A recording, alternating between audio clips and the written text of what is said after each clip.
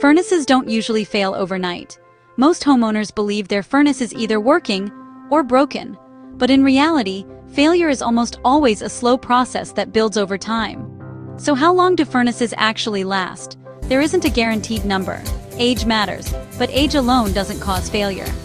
Early in a furnace's life, problems are rare. Everything is clean, components are tight, and the system hasn't been stressed much yet.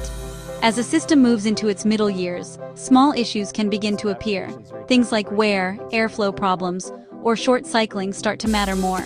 Oversized furnaces tend to short cycle. They turn on and off more often than they should, which increases wear and stress over time.